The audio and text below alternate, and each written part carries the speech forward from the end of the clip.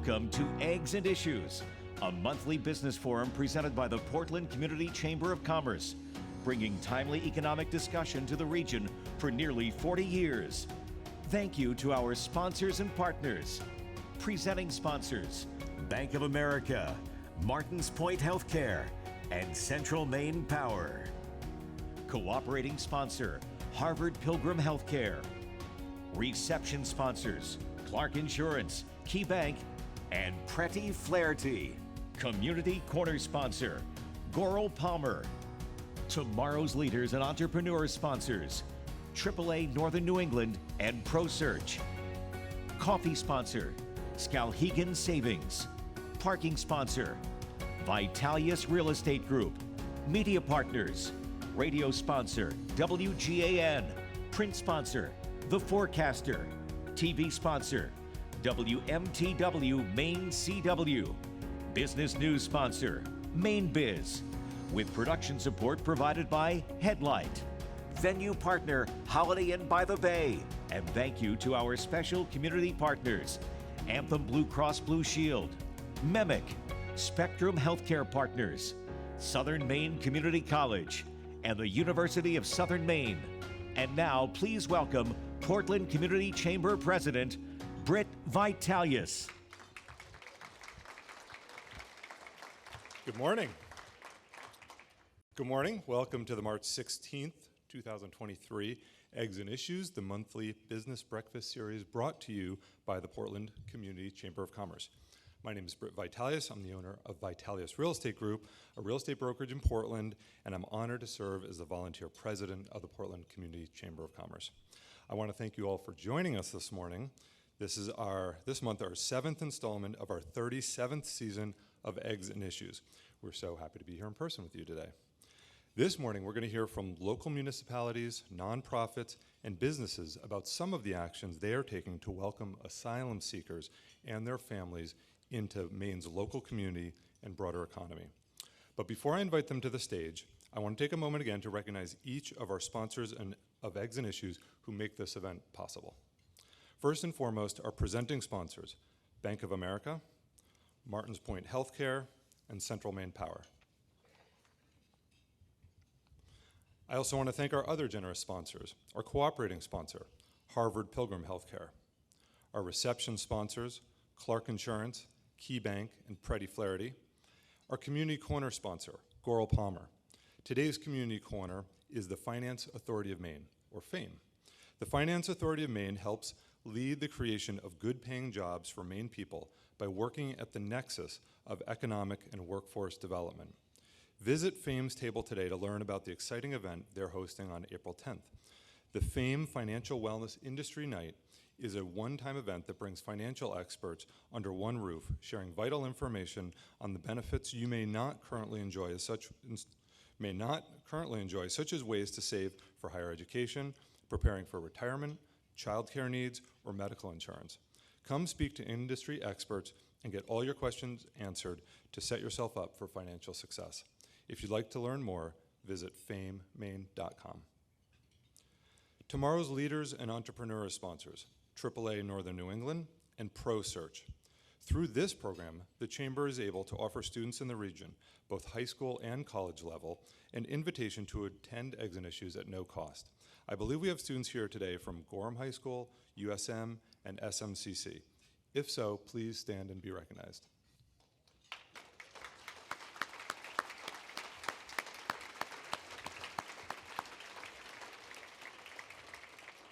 Thank you for coming. Our coffee sponsor, Skowhegan Savings, so if you need a refill, just hold it up. One of the reps will be around. Parking sponsor, Vitalius Real Estate Group. You saw me out in the parking lot earlier. Thank you to our special media partners, The Forecaster, WGAN, WNTW, Maine CW, Maine Biz, and Waller & Company. Our FMI, for more information sponsor, is the Portland Public Library. Production support today is provided by Headlight Audiovisual, and obviously our venue is the Holiday Inn by the Bay. And a very special thank you to our special community partners who support all of our chamber initiatives. Anthem, Spectrum Healthcare Partners, University of Southern Maine Community College, and MEMIC. Let's have another round of applause for all of our generous sponsors.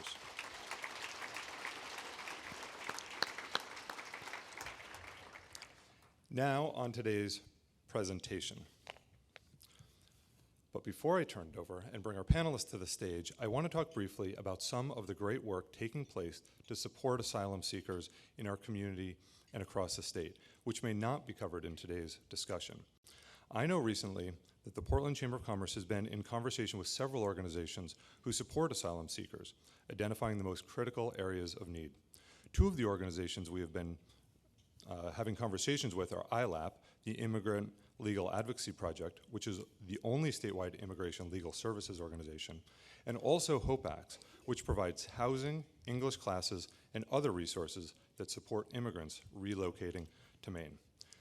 And related to these organizations, we've got a note and a special announcement. The state is providing over $1.2 million in new investments to expand the reach of community-based programs that help asylum-seeking households more quickly and successfully navigate the complex process of becoming work eligible.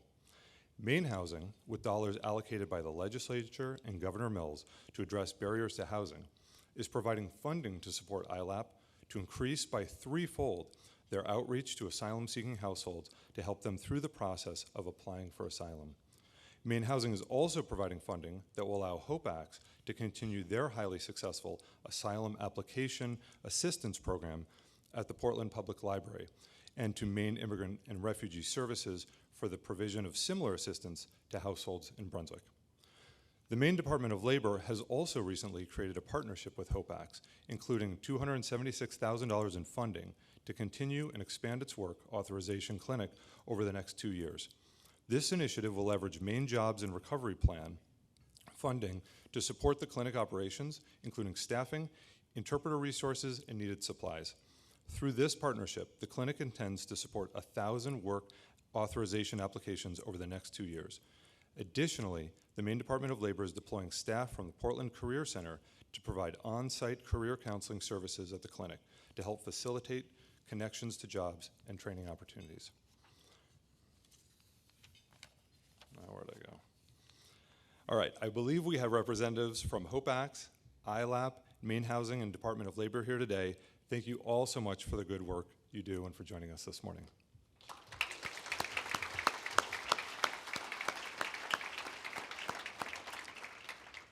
Thank you for indulging all that. And now I would like to welcome to the stage this morning's panel.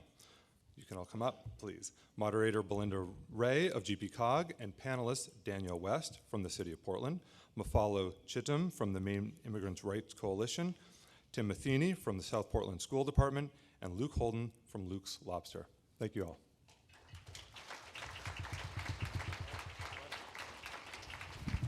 Welcome, everyone. I was looking from down there and I was thinking, man, how tall am I? And how tall is that podium? Is this going to work? Am I going to be like looking through the glass? But it's okay. It's all working. So we can relax now. Thank you, everyone, for being here. And we'll take a minute to introduce the panel in just a moment, a little more thoroughly. I am Belinda Ray. I am from the Greater Portland Council of Governments. Happy to be moderating today. And I'm in charge of the clicking. I was thinking, advance my slide. This one probably does it, yes? It does. There's just such magic happening. Today our topic is A Rising Tide Lifts All Boats, Welcoming New Mainers to the Workforce. And I'm just going to take a few moments to frame this issue for us before we get into the questions. And we'll start by talking about Maine's rich immigration history. So we have some photos here. Early waves of immigration to our state included people like the Irish fleeing the Great Potato Famine, French Canadians coming to work in Maine mills, Albanian men who were actually recruited to help design and dye fabrics at the Pepperell Mills Company down in Biddeford, Armenians fleeing persecution in Turkey, and of course immigrants from a lot of other communities, including Italy, Russia, China, Syria, Denmark, Sweden, Norway, Finland, and Greece. Some of these immigrant populations are represented in these pictures, and 4 of those pictures, interestingly enough, show Americanization classes that were offered by the Portland Public Schools between 1922 and 1945 to help immigrants settle into the community. Now, people come to our communities in a lot of different ways, so it's worth taking a moment to define these terms that we use quite a bit, refugee versus asylum seeker. So a refugee is someone who is fleeing persecution, who, when they arrive, they've already had that status granted and recognized by the government, and so they are able to work upon arrival. Asylum seekers are also people fleeing persecution, but they arrive without having that status recognized by the government. Both groups arrive in the country legally. It's just that asylum seekers have a process to go through when they get here. Refugees have typically gone through this process in another place before they arrive. Recent asylum seekers, we have a map here showing you where people have been coming from. Some of the primary sources are Angola, Democratic Republic of Congo, Congo-Brazzaville, and Haiti. But historically, people have come from many places. So you see the yellow flags are historic immigration, and the blue are the more recent. So historically, we've had immigrants, refugees, asylum seekers coming from Cuba, Belgium, Syria, Afghanistan, Ukraine, Iraq, Iran, Vietnam, Somalia, and Sudan. And this is a trend that we expect to continue given the global conditions of the world. Recently, we have seen more asylum seekers arriving in our communities. On the far left, that's July of 2019, when, if you were here in the area, you saw news headlines about the crisis we were facing. And you can see that in June of 22, we're actually seeing a lot more people than we did during what we deemed a crisis. So in June of 2022, we had about 393 families in this immediate region, comprising 1,378 individuals, the majority of them staying in hotels in the area. The reason this ends in June of 2022 is because we don't really have a great count since then, and we'll talk about that a little more with our panelists later. So even though these numbers might seem quite large, it's important to put it in perspective. Our immigrants from abroad only make up 3% of Maine's population growth in 2020 and 2021. 56% of our population growth during that time was from domestic immigrants, people coming from other states in the United States, and 41% children born here in Maine. And we need people to come to Maine. We face some challenging demographics here because our deaths exceed our births. Between 2010 and 2021, we lost about 22,000 people. So without immigration, Maine's population is declining. And it's declining at a faster and faster rate. 2010 was the last year that we saw a gain when we had 296 more births than deaths. And if you follow that line down, you can see that the gap between births and deaths is getting bigger and bigger and bigger. So in 2021, if no one had moved here, our population would have declined by about 5,300 people. And we are also a relatively old state, we know this. If we look at population by generation, Maine has a higher percentage of people in the older generations. That's the baby boom generation and the silent and the greatest generations. And we have fewer people, a lower percentage than average, in the younger generations. So post-Gen Z, Gen Z, and millennials. Millennial. Actually, I guess I'm a Gen Xer. I was thinking it's funny to think of millennials as young, but I'm not one, so I guess they are. So we do face some serious demographic challenges. A 2020 paper by state economist Amanda Rector said that we face these challenges in the form of slow population growth, limited available workforce, and increased demand for healthcare services. So we have an aging population and nobody to take care of them. In short, we need more workers. Older generations are retiring from the labor force. We have fewer workers in younger generations to fill their shoes. Maine's labor force actually leveled out around 2005 and has been declining in recent years. In 2029, that boomer generation will have completely aged out of what we consider traditional working years from 20 to 64. So we don't have people to replace them, and unfortunately, although we have people who are wanting to come here, we don't have a sustainable system for welcoming new Mainers and integrating them into our workforce. So housing's a challenge we might talk about today. New Mainers definitely need a place to land, but we don't have housing we can use as that landing spot, and we've been using hotels as transitional housing. In addition to being scattered and insecure, they're very costly. So the average cost for a hotel room for one family for a night is about $240, averaged throughout the year, throughout the region. Average food cost, when you can't rely on preparing your own meals and you have to rely on prepared meals, so this is for a family of 4 or 5, $215 a day. You multiply that out to a month, and you can see these figures get pretty big. We're looking at $14,000 per family per month. If we look at 100 families for 1 month, $800,000 for rent and $654,000 for food.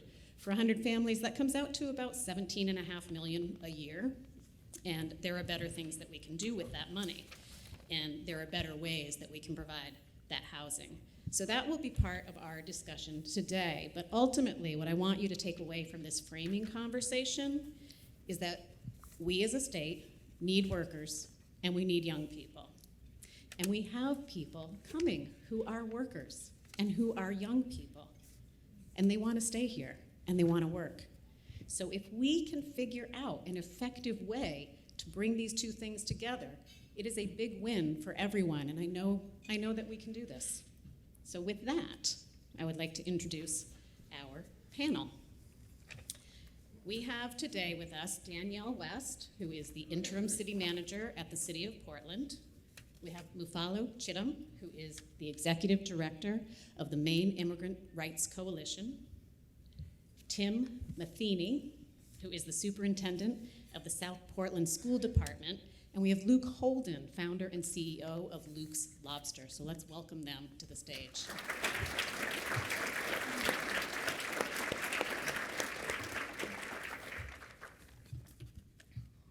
Okay, Mufalo, I'm going to start with you. Your organization, Maine Immigrants Rights Coalition, has been working on the ground for years, often along with the City of Portland. And you're often one of the first points of contact for asylum seekers who arrive in our communities. So first off, can you tell me, I had a map there. Are we still accurate with where people are coming from? Yeah, we've been seeing more of, the Congolese, Angolans, but we've also have had now, I think during COVID, we had, a disaster in Haiti. So we do have Haitians that are in hotels, but predominantly, we're still seeing, people coming in from those two countries. Okay, and can you give me an idea of why people are coming? You mentioned a disaster in Haiti, but why are people coming, and why are they choosing Maine in particular? Why not? Oh, I know, I love it here, so yes, why not? And I say why not because, having been here, I've been here for 22 years. I want people to come. And so I get asked all the time, and I'm tired of being asked, why are people coming to Maine? Why not? You talked about the numbers. You talked about, Maine being, needing workers. It's not just workers. We just need people. We need people. And so they choose, I came here because there was one person from Zambia, one. But he said, when he was visiting my country, he said, I want more people from Zambia. So every community wants more people from their community so that they can create a community. People come for community. And so that's why they're coming. That is a great answer. Thank you. And then, yeah. And then if you can give me a picture of what happens when they arrive. So someone arrives here, often on a bus, then what? Well, now, when I came, the gentleman that was from Zambia picked me up from the airport. He actually gave us, my family, his house, and we did the same for the next person that came. 20 years later, we have organizations that have come up. COPAX is one of them. In Her Presence is another organization that the Chamber has been supporting.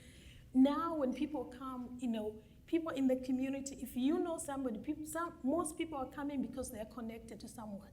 But others are just coming because there's somebody from their country. And so when they come in, you've heard people come from the border, come through buses. There were buses that were coming in DC, in New York most recently. So when people come, during 2019 at the Expo, we were going to Concord to pick people up.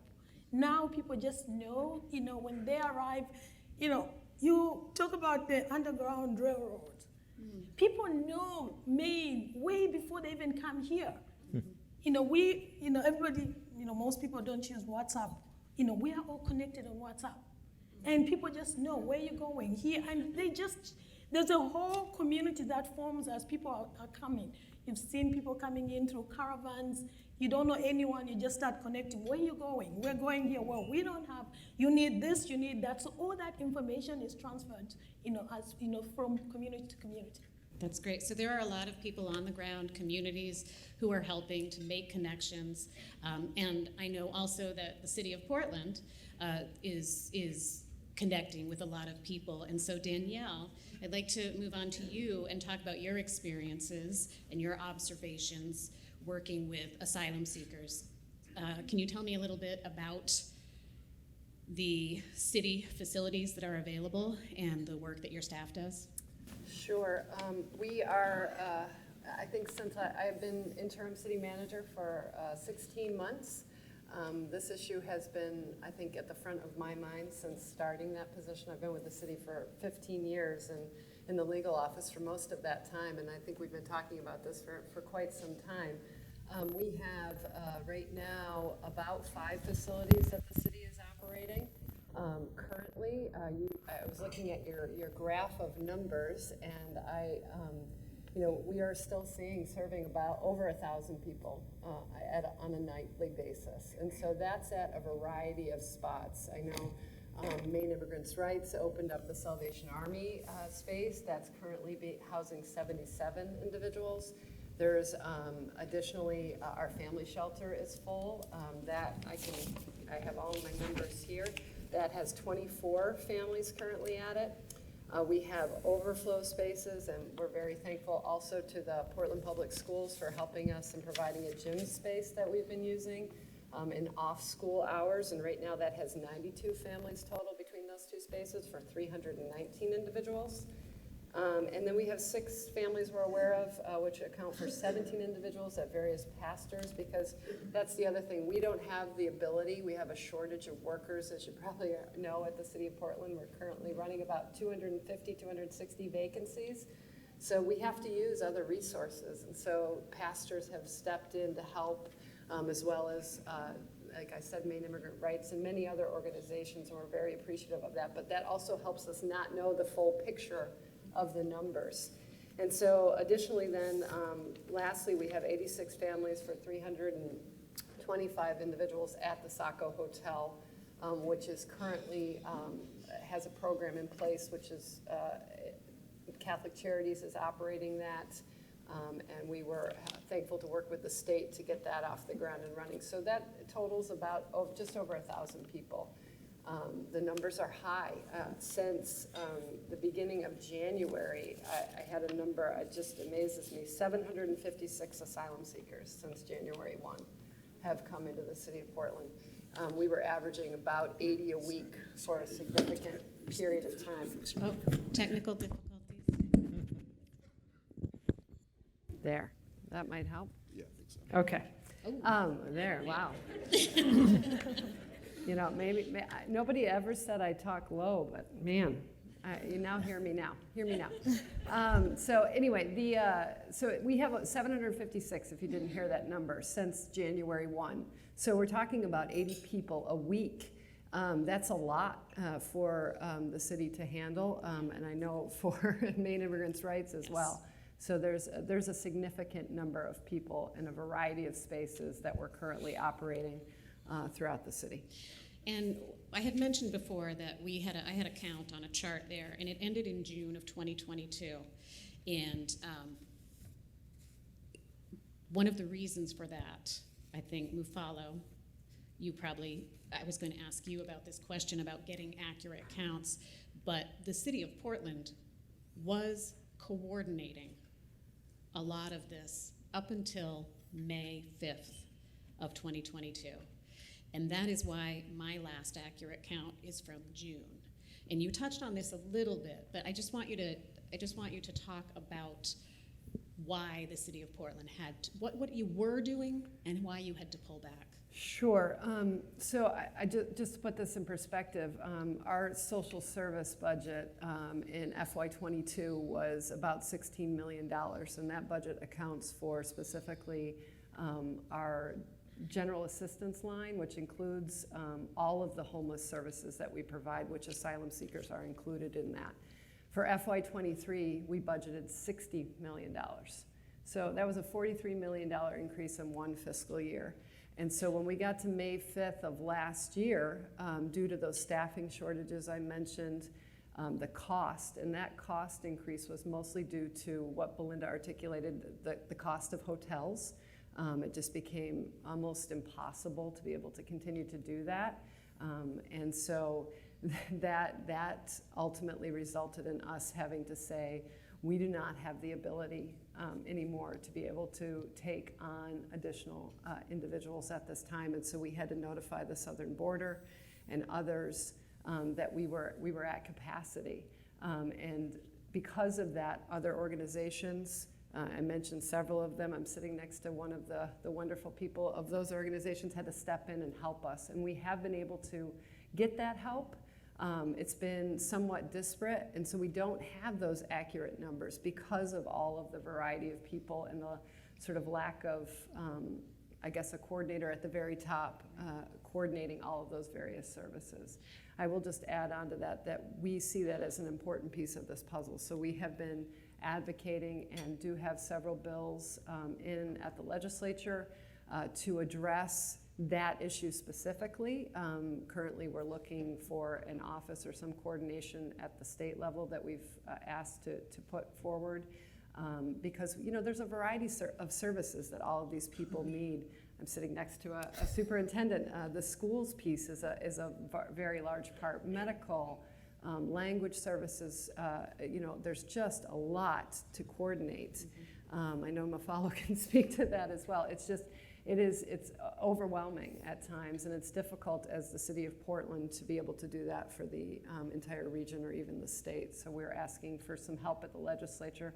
We're also looking for some tweaks to that general assistance law, which is complicated, and I won't bore you with a legal summary of what that does, but that's the funding source, and that's a system that was set up to basically be a bridge for people. It was a system set up many years ago to help people for 1 or 2 months to get off the ground, to help them if they lost their job, and now that's helping these individuals, the asylum seekers, which is wonderful because it allows for funding and reimbursement to the municipality for 70% of the costs. But what it doesn't, it was a system, like I said, that was only supposed to handle it for 1 or 2 months. Most of these individuals have to stay on that system for much longer than that. We're talking 9 months to a year due to the fact of a variety of factors, one of the biggest of which are the fact that and we're seeking help with our federal delegation about this issue, is the work authorization period, which I know that Luke will talk about work, but that's a significant hurdle to get over because people can't work right away when they enter the state of Maine. I believe that period's 180 days now. We're asking for that to be reduced significantly. We're also seeking waivers of that, any sort of creative mechanism to try to help people be able to work right away so that the entire system and the individual themselves can get off and running and get on their way, because they have a lot of skills and they want to work and become part of the community. So long-winded response, but those are the variety of factors we're facing. You hit a lot of them. Thank you, Danielle. And I want to segue to Tim now. During the 2022 school year, and you can probably talk about 2022-2023 a little bit now too, South Portland Public Schools added a lot of new students. How many? Do you know how many you have added in the last couple of years? Sure, I'll be happy to kind of sketch what it looks like at the aggregate and kind of personalize it a little bit. In the course of the last school year, we experienced a significant surge. And I'll take you back to January of 2021. That was the time when I was thinking, maybe I want to apply to be superintendent in South Portland. and I had a conversation with my predecessor, Superintendent Cunin, and he told the story about what was beginning to happen in South Portland. And at that point, Ken shared with me that there were about 118 or so students covered by the federal McKinney-Vento Homeless Assistance Act. So you may hear me use the term McKinney-Vento eligible students. By the end of my first year as superintendent, so June of 22, we had served hundreds of students, and we had enrolled at that point in time more than 400 McKinney-Vento eligible students, homeless, housing vulnerable kids. That's more than 10% of our student population in South Portland. That was our high water mark. In the course of just this school year, we have served more than 500 housing vulnerable kids. 512 housing vulnerable kids have come through our doors in the South Portland School District. Today, we serve more than 300 families. We do find that our current population of McKinney-Vento eligible kids has stabilized, but we do know regionally there appears to be another surge, and we are expecting that to have some impact. All of that experience has been very challenging for us as a school district. We have gotten lots of support for our friends across the bridge with Portland Schools and the Department of Education as well. But it has been an incredibly enriching experience for our students and for our educators and for our community. And I want to make that really, really clear. We are a better school district today because of this experience. And I'm incredibly proud of our educators and particularly proud of our students who have come to us from distant lands. I'll tell you a story. Just this week, I met a young man named Afonso. He's an 8th grader at Memorial Middle School. And as we think about the future of Maine, do we want a young man who is trilingual? Fortunately, my bad Spanish was enough to communicate with them. His English is developing and he's fluent in Portuguese. He has grit and perseverance. He came to us from Angola to Brazil, spent multiple years in Brazil, traveled with his family, his mom and dad, to Mexico, spent time in Mexico, then made the journey north to Maine. Who do you want to be your neighbor? Do you want someone like Afonso, who is trilingual, cares about his education, and is deeply dedicated to becoming an American? I mean, that's the kind of work we get to do every day in South Portland right now. Thank you. Thank you. So Luke, as founder and CEO of Luke's Lobster, I know that you employ people in multiple capacities. You have a hospitality side, you have a seafood production side, and we know Maine's been facing workforce challenges recently. What can you tell us about your workforce and how it's changed over the years? Well, my father started, he's actually the very first, speak up a little bit here. My father had the very first lobster processing license in the state of Maine. So I grew up on the working waterfront. I grew up in these production facilities. And many of the folks that I had the opportunity to work shoulder to shoulder with were new Mainers coming from Central America. And that was the demographic that taught me Spanish and that filled our seafood production facilities. Fast forward 15, 20 years, the workforce that predominantly fills our production facility in Saco is coming from Africa. It's Angolese and Congolese.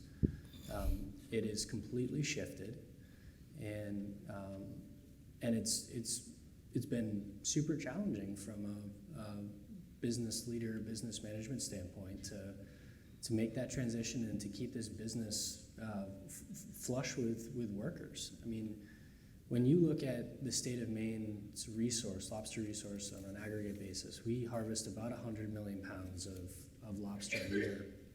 And we send at least 50% of that up to Canada to get processed because they have competitive immigration policies relative to the US.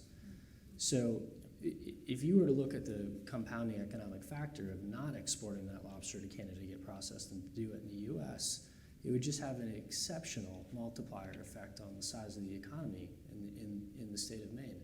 But we don't have the labor force. You know, our governor, as far as what we can produce, our governor as far as what we can sell as an organization is not limited by sales. It's limited by our production capacity here in the U.S.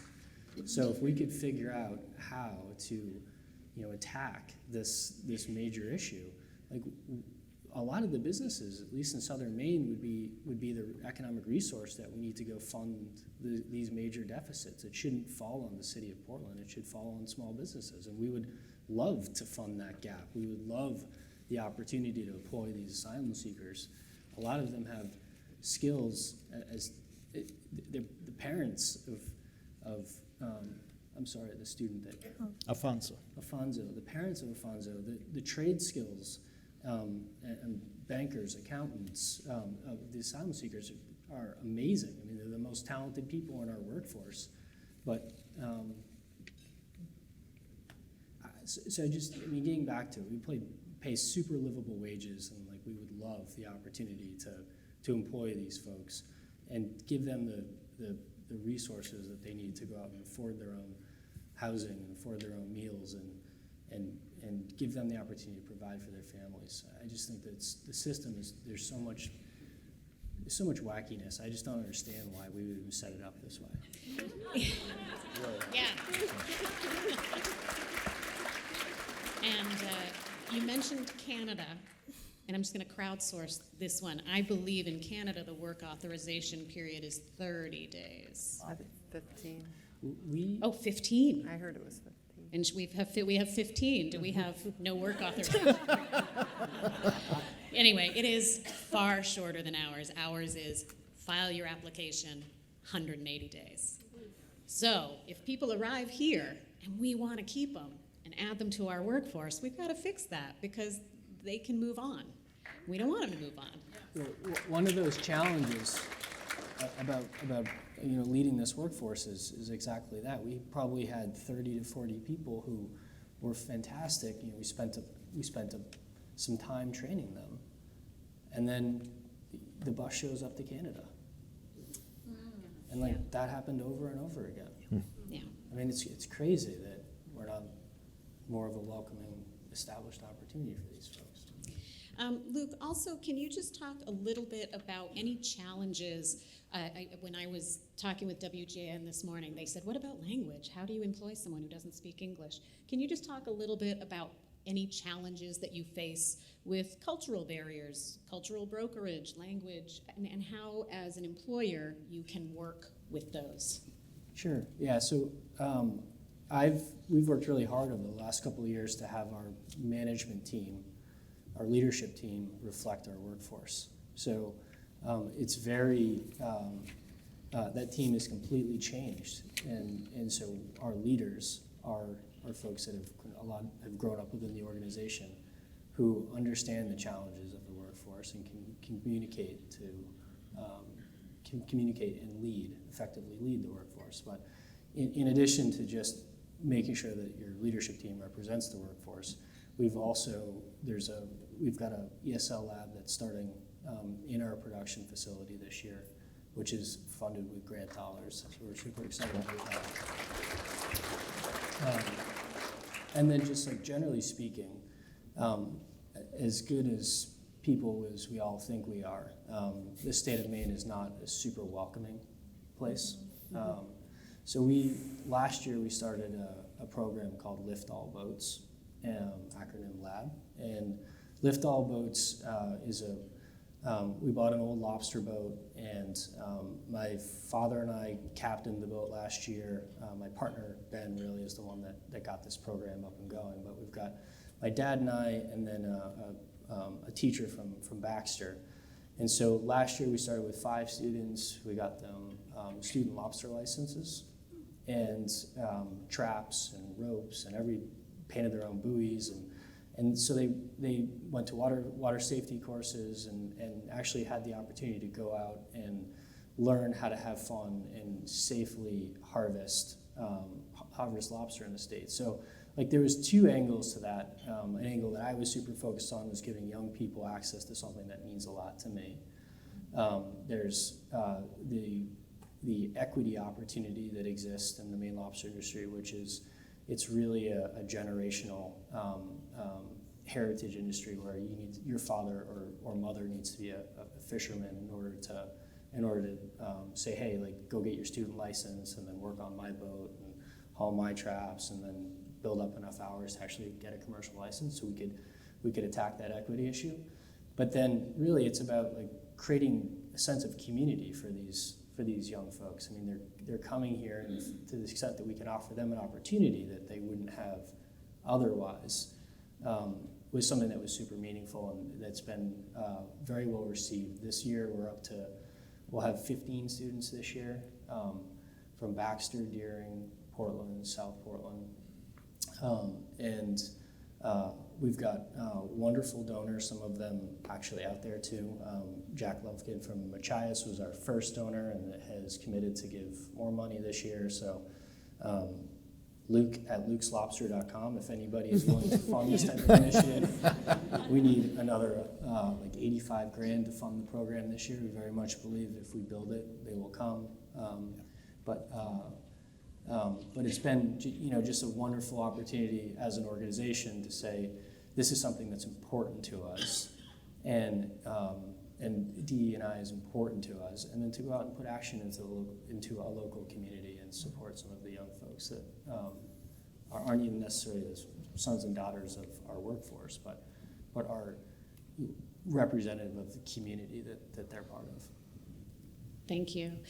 So I do want to make sure that we leave time for a couple of questions. If you have a question, start thinking of it. I want to give our panelists one last chance. If there's anything we have missed here that you would like to add, does anyone have something they want to make sure we get into this conversation before we go to questions? Tim, and then Mufala. Yeah, so we often think about school districts as K-12 organizations. And we want to think about the continuum in South Portland of pre-K through adult learning. We are fortunate we've received a grant from the State Department of Education to significantly boost our adult education program. We have 8 English classes running right now for adults. So we want to continue to contribute to learning beyond just 12th grade. And that's something we're thinking a lot about in South Portland now. Not as a K-12 district, but as a pre-K through adult learning, looking for those really tight connections between our graduates and SMCC and USM and other institutions of higher learning, and those kinds of organizations also that invest in our graduates in providing them opportunities for industry-valued credentials. And that's something I talk a lot about as superintendent. We want to launch students toward, I like the terminology of lifetime and springboard jobs. Check out Jobs for the Future, JFF, which has a really great way to think about the kinds of jobs we want to launch our students toward. And the exciting part of this work is that thinking about the continuity of K-12 education into workforce development it benefits all of our students. It especially benefits our newest students, but it benefits all of our students. One data point that has driven me as superintendent is that 1 in 5 of our graduates 2 years ago went directly into the workforce without a college credit and without an industry valued credential. And that makes students economically vulnerable. So we want to make sure that indeed a rising tide does lift all boats, so that when we provide more opportunities for students through extended learning opportunities, for example, that real life experience in the workplace while they're still high school kids, that's what launches them toward those lifetime and springboard jobs. So we're excited to think about the continuum of education, not just serving kids in K-12. And Mufalo. I want to talk about 3 things. People come to the United States to work.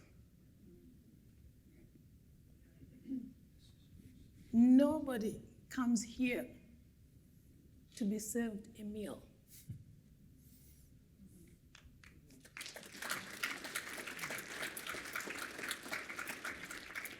Systems, money without systems is a challenge.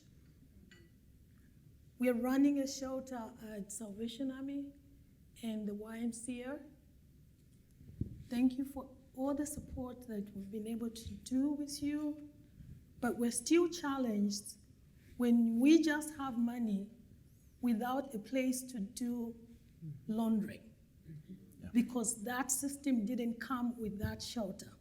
So we have to recreate running around. We're calling man-made, we're calling Mercy Hospital. Everybody's laundry. We have to find somewhere to do laundry, because we got the money, we didn't get the systems. Right. Let the money and the systems come together. Businesses. If you have not hired an immigrant, you have no experience managing immigrants. You need Luke's Lobster to mentor you, because you're gonna fail your employees and you will fail yourself as a business. I like this DEI to check a box, don't do that, because you will fail yourself and you will fail your employees. Thank you. Danielle.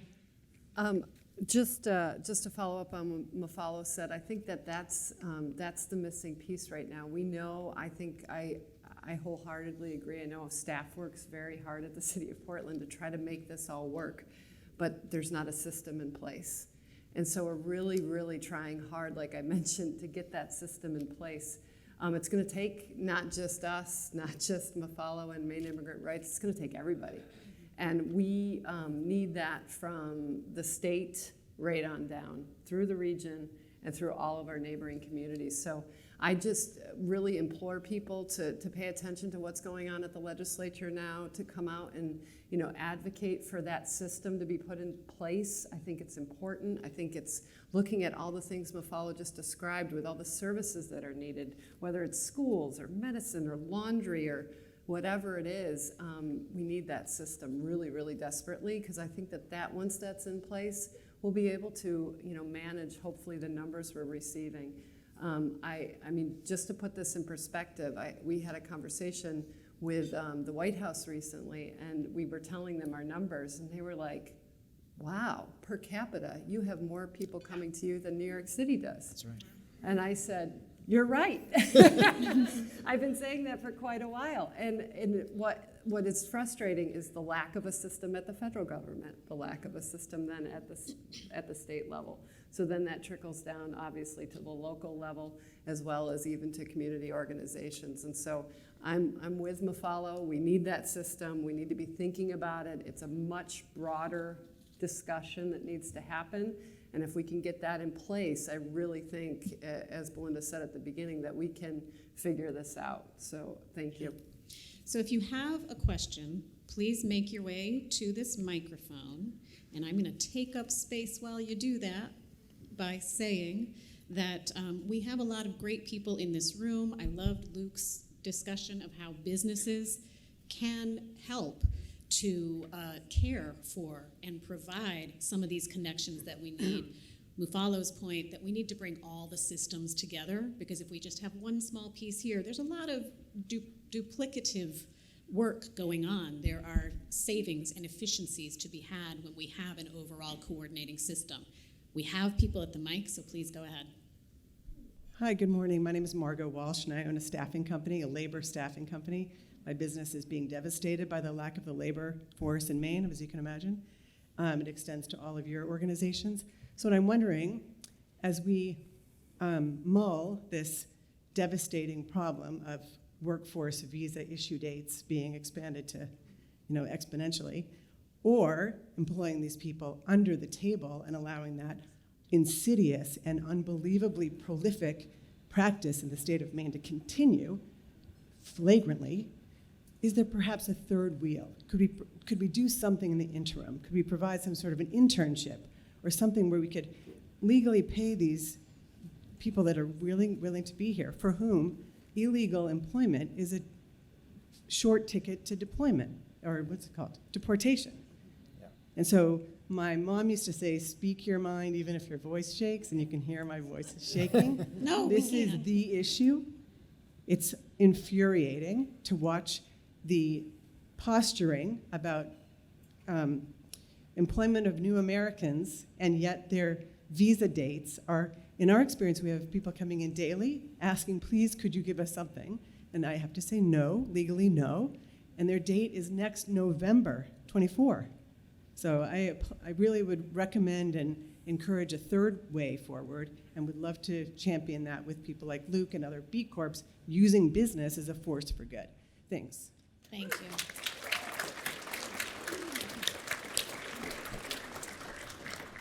Hi, my name is Stephanie Trice-Gill, and I'm the founder and chief diversity recruiter for IntWork, a local company that specializes in matching Maine companies with immigrant professionals.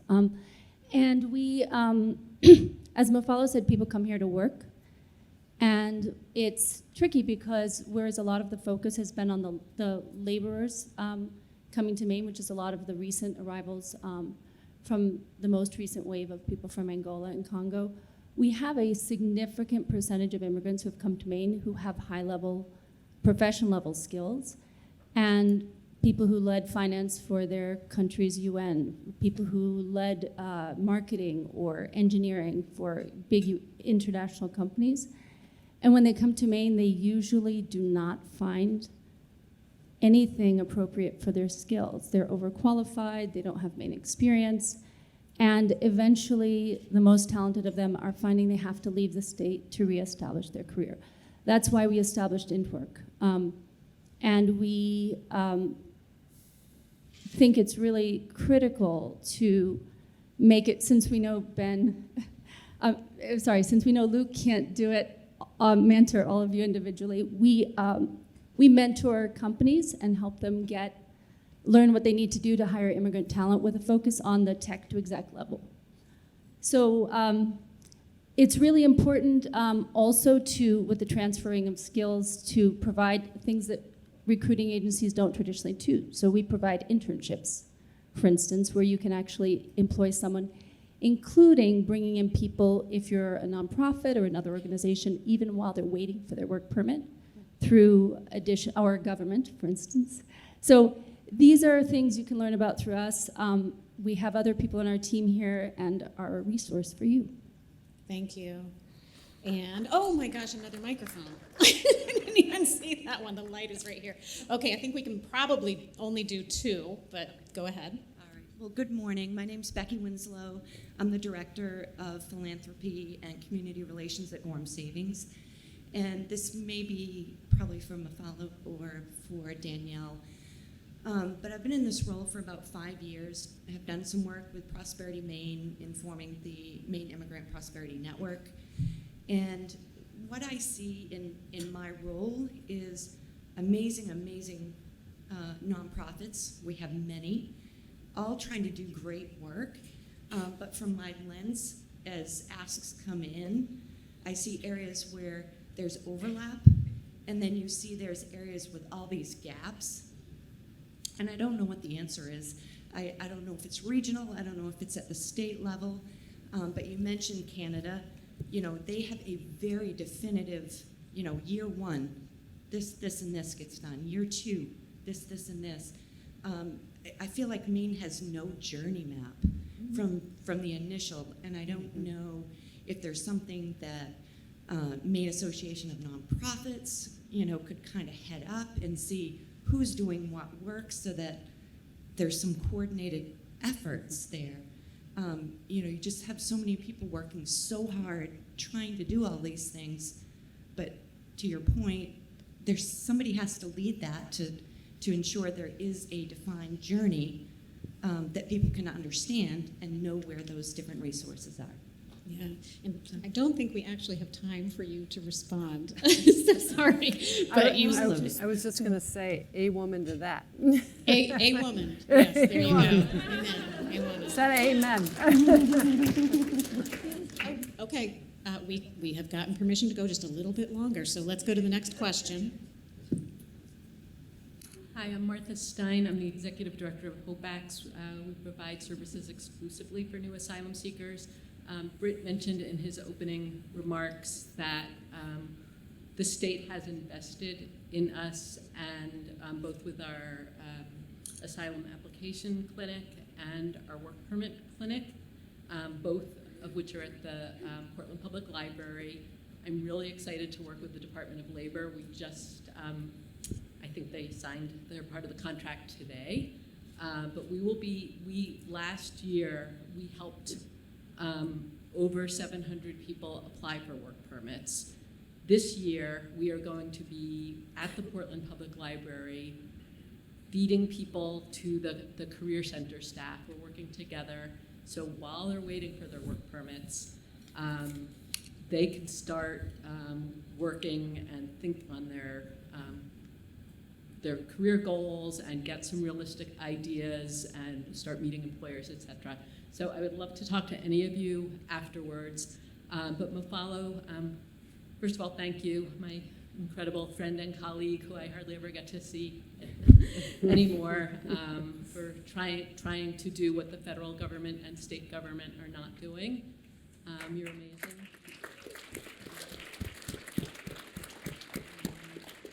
I was wondering if you could, and I don't mean to put you on the spot, both Senator Collins and Representative Pingree have put forth legislation or bills or whatever they are to reduce the work permit work authorization period, so people can work sooner, and every single person I have met is absolutely incredulous when they hear how long they have to wait. Could you, so I personally like Representative Pingree's bill much more. It's much more progressive and would really serve the business community.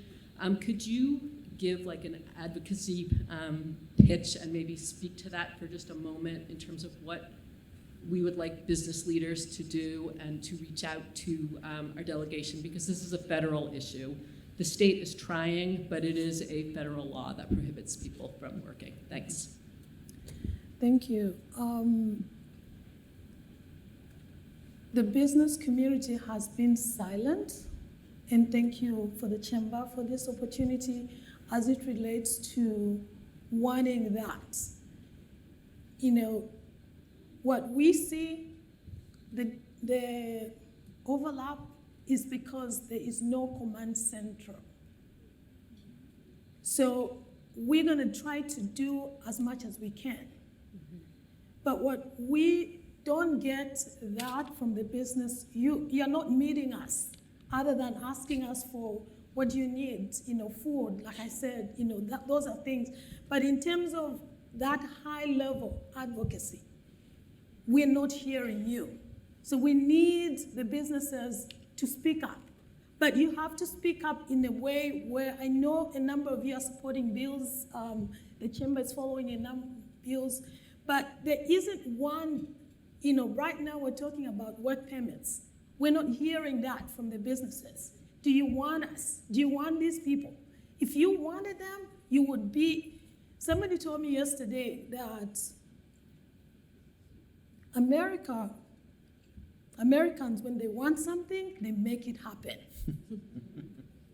So why things are not happening now is we have systems that are hoping people will come and go. We need to create systems with businesses in terms of, we, in the last 3 weeks of a month now, one business laid off 1,000 immigrants who are working through temp agencies, helped us through COVID. These were immigrants who were working. They earned livable wages. They were able to buy houses, cars, because they worked throughout COVID. They did not quarantine. 1,000 people were laid off in the last 3 weeks. No business. We had one, two, but it was silent. I know these people are not unionized, but they kept us safe. Why was the business silent? We need businesses to advocate. We need you to speak up. And that bill that we're talking about on work permits, if you want us, you're going to speak up. But it seems like you don't want us, but we want you to speak up. But I think one thing, I think that's an important message to put out there, and I think we also need to make sure that we are following up this conversation with as many specific asks as possible, because I know it can be quite overwhelming when people want to help, but they're not sure where they can get in to do it. So I love when Americans want something, they make it happen. I would say it's even truer of Mainers. When they want something, they do it themselves. They make it happen. And so when we follow up this conversation and say, this is where we need you, and it's clear, then I think we can help get those voices out there. Because I think we know that businesses like Lucas Lobster do want to hire folks, but it's not always easy to figure out what the route is. We have 2 more people I definitely want to hear from, and then we're going to wrap this right up. So let's get to these last 2. Thank you. My name's Sean Moody from Moody's, the business community. And I would say that a couple years ago, I had, actually, it's just a coincidence that Bruce is here, but I had Bruce on a radio program, WGAN, talking specifically about what you're asking. How can people bring value to the work community, to the businesses? And I would like to think that that program was the catalyst of where this legislation is right now. So the business community has been outspoken. When you go out and you ride down the street, it says help wanted. It doesn't say, white people. It doesn't say, this person. It's nonpartisan. It's non-biased. It's, we need help. And you folks can provide that help. So what I would say, specific ask, would be the city of Portland has been very controversial, but very, people use the word progressive. Look what they've done with the minimum wage. Okay, the city of Portland was the first community, right, municipality to really aggressively raise the minimum wage. They also are the bastion of immigration going back to Montjoy Hill. Okay, my cousin grew up there, so they know, Dominic Reale, these folks came, the Italians, the Greeks, they came and worked. And I can say in my own experience in life, having a good work ethic is the great equalizer in life. If you want to lift out the prosperity, you may not outsmart somebody, you can outwork them. And you sacrifice and you work hard, and that's how you get ahead. So I would say to the city of Portland, city council specifically, you took the step of legalizing marijuana, okay? That's federally illegal. Like it or not, that's the truth. But yet, they don't have the collective courage to allow people to work. So if I would say to the city council, right, how does that make sense? I would say take the collective courage for the city of Portland, the council, to say, feds, I don't care what you think, we're gonna allow these people to work. It's a human right to provide for themselves, and this man is a great success story of that, and he can speak to that, and the state of Maine be right there, right behind you. That's the answer. Thank you.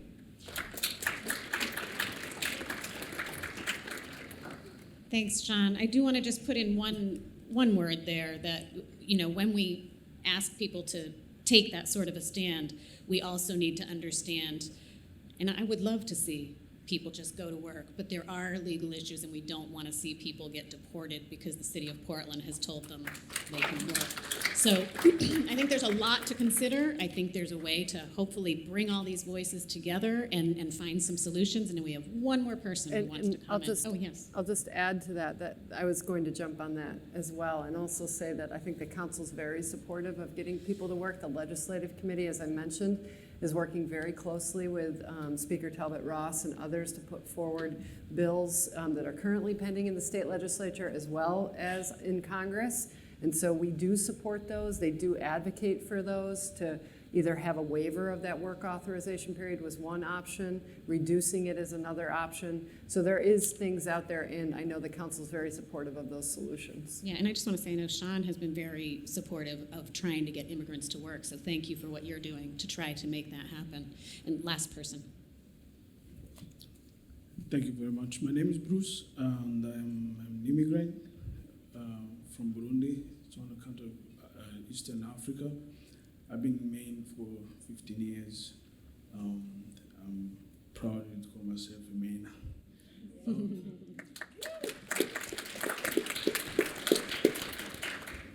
I want to thank first the city of Portland. The city of Portland has done a tremendous work in helping immigrants integrate in Maine. But as Mufaro said, there's money, but the system is not there. The problem that we have been seeing for quite a while, people knows there's money. They will come and take good care of those good benefits, and because there's no system after that, they will leave pursuing other opportunities in other states and other countries. We've seen a huge immigration of our folks leaving Maine to Canada in the last 2 years. My perspective, personally, I've seen there's a big gap between the businesses, between the governments, and that's what we need to focus on, bridge that gap. For instance, for people who've been here quite a while, who have, by the way, in order to catch up with the people here, you have to work 5 times harder. For some of us who have had the resilience to stay and work hard, we still have and still now facing challenges, how to connect.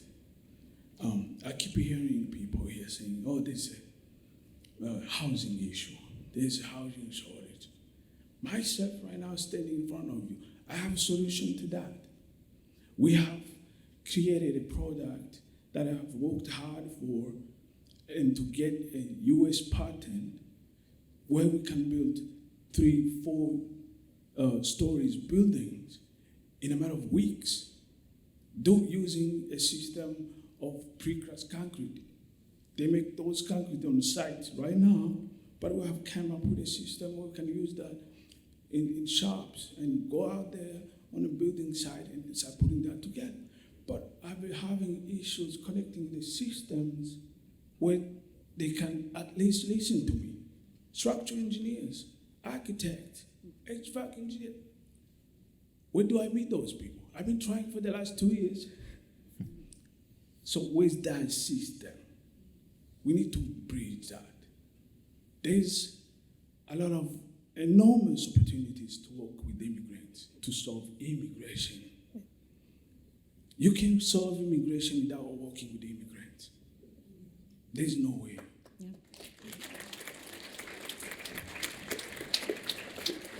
And those people are there. They've been here. But when it comes to pulling money into wonderful organizations that are so many here in Maine, they will do that. They will pull money into it. Right. But no system. Yeah, thank you. Thank you, Bruce. Another call for systems and a mention of a lot of the housing that we can produce very quickly. We did not even get into, it's another whole conversation, allowing the housing to be built, defining where it can be built, where it is best built, where it can be served by transit, where it's going to work for all of us. making it so communities can allow this housing. This is another topic.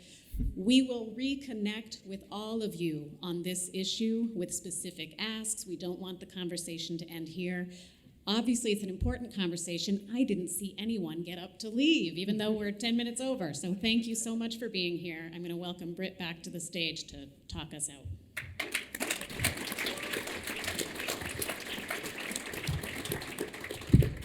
Thank you, Belinda, our whole panel. We never run over, and this conversation was so good, so important. I'm so proud of the Chamber for getting these wise, passionate, talented people here that I think make us all proud to be Mainers, to be here. Crisis is opportunity, and I think that was the message today. So many great wisdom, lines of wisdom here that I took from it, and I hope you do too, to engage the business community with the challenges that are before us. So thank you all so much. I'm going to do my last little outro here and get you out of here. To stay apprised of an update on all the Chamber's activities and advocacy events newsletter, you can scan the QR code on your table, and you can find a complete list of Chamber's upcoming events at the Chamber's website, portlandregion.com. I want to thank and recognize Dan Santos, our Director of Growth and Innovation. He's been with the Chamber family for 5 years and will be leaving us soon to pursue his other passions, including studying AI and machine learning and some other great things. So thank you so much, Dan. It's been Dan's energy and enthusiasm is just infectious. So thank you all so much for being here. We'll see you at the next Eggs and Issues Friday, April 7th. Have a great day.